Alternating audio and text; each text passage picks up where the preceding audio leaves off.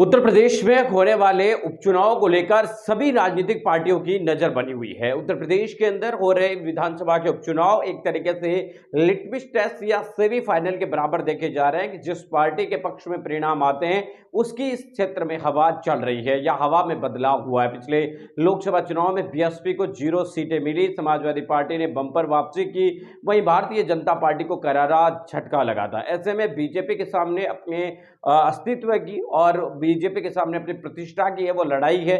वहीं समाजवादी पार्टी अपने मोमेंटम को बरकरार रखने की और बीएसपी को अपने खोए हुए शासन को और जो उनकी ताकत है उसको वापस प्राप्त करने का ये चुनाव है, तो काफी महत्वपूर्ण चुनाव माना जा रहा है। पिछले चुनाव में बात करें तो दलितों के वोट की वजह से ही पूरा गेम उल्टा फुल्टा हो चुका था। भारतीय जनता पार्टी ने नहीं सोचा था कि इस तरीके की हरकत हो जाएगी।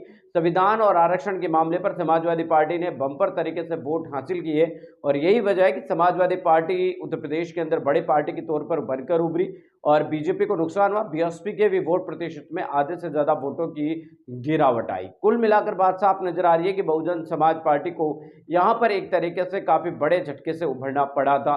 समाजवादी पार्टी को काफी अच्छा वोट मिला, तो यानी कि कुल मिलाकर दलितों का वोट बीएसपी से छिटकने की वजह से समाजवादी पार्टी के नारायण पक्ष में गया और चौहान को इंडिया बहुजन गठबंधन को समाज अच्छी पार्टी खासी की सीटें अध्यक्ष मिली, तो मायावती जी ने बीजेपी टिकट को देकर बड़ा झटका लगा। अब कुल मिलाकर एक बार फिर से सुप्रीम कोर्ट का जो एससी एसटी आरक्षण में वर्गीकरण का फैसला आया है, एससी एसटी आरक्षण में वर्गीकरण करने का मामला, उस मामले में बीएसपी सुप्रीमो मायावती जी की मुखरता, बीजेपी की थोड़ी सी सक्रियता और उसके बाद निष्क्रियता नजर आई समाजवादी पार्टी और कांग्रेस की, जिसकी वजह से दलितों में काफी ज्यादा आक्रोश है। यानी कि राहुल गांधी और अखिलेश यादव को संविधान बचाओ आरक्षण बचाओ के नाम पर वोट दिए थे, लेकिन इन लोगों ने जब सच में आरक्षण बचाने के संविधान बचाने की बात आई तो ये लोग कहीं भी नजर है वो नहीं आए और इन्होंने मौका मैदान है वो छोड़ दिया और एक तरीके से भागते हुए नजर आए। राहुल गांधी तो अभी तक इस मामले में बोले तक नहीं है और अखिलेश यादव ने भी गोलमोल गोलमोल जवाब दिया। तो ऐसे में बीएसपी के पास मौका या मोमेंटम है कि वो अपनी खोई हुई विरासत को फिर से प्राप्त करे। तो ऐसे में देखना बहुत दिलचस्प होगा कि बीएसपी